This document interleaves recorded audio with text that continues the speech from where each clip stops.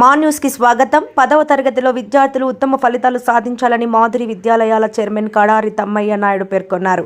కాకినాడ జిల్లా గొల్లప్రోలు, శంకవరం మండలాల్లో గల మాధురి విద్యాలయాల విద్యను అభ్యసిస్తున్న 10వ తరగతి విద్యార్థుల వీడ్కోలు సభ గొల్లప్రోలు వీరభద్ర ఫంక్షన్ హాల్లో ఘనంగా నిర్వహించారు. ఈ సందర్భంగా విద్యాలయాల చైర్మన్ నాయుడు మాట్లాడుతూ 10వ తరగతి ఫలితాల్లో విద్యార్థులు మంచి ఫలితాలు సాధించాలని, విద్యార్థులందరూ చక్కటి ప్రణాళికతో విద్యను అభ్యసించి పబ్లిక్ పరీక్షల్లో మంచి ఫలితాలు సాధించాలని ఆకాంక్షించారు. 10వ తరగతి పరీక్షల్లో ఉత్తమ మార్కులతో సాధించిన విజయ స్ఫూర్తిని కొనసాగించి జీవితంలో ఉన్నత లక్ష్యాలను అందుకోవాలని కోరారు.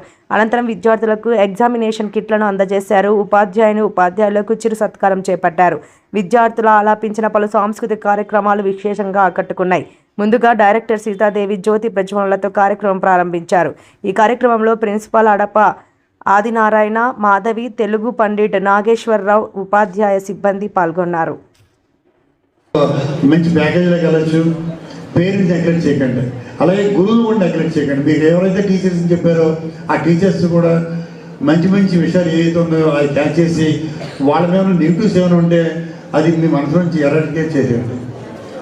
ఇప్పుడు కూడా టీచర్స్ కానీ ఇటు పేరెంట్స్ కానీ వెల్ విషర్స్ మీకు ఎప్పుడు కూడా వాళ్ళు ఏం చెప్పినా మీ మంచి కోసం చెప్పిందే, మీ భవిష్యత్తు కోసం చెప్పింది అనమాట.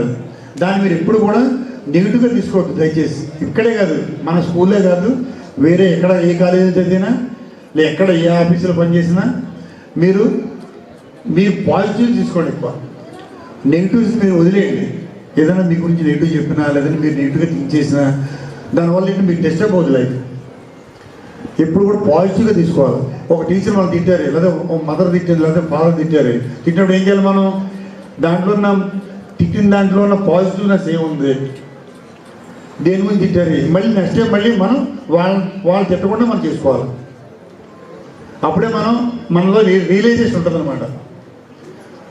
కంపల్సరీ ఏంటంటే ఇది మీకు మంచి స్టేజ్, అంటే నెక్స్ట్ కెరీర్లో మీకు ఫస్ట్ స్టెప్ కానీ ఫినిష్ చేసుకుని సెకండ్ స్టెప్కి వెళ్తున్నారు మీరు. ఇక్కడి నుంచి మీ లైఫ్ ఎలా ఉండాలి, మీ ప్యాత్ ఎలా ఉండాలి, అంటే ఏ తీసుకోవాలి, సైన్సా, సోషలా, లేదా బ్యాంకింగా, లేదా సిఏ, ఇలా ఐఏఎస్, ఐపీఎస్ ఏంటనేది కూడా ఇక్కడి నుంచి మీకు స్టార్ట్ అవ్వాలి.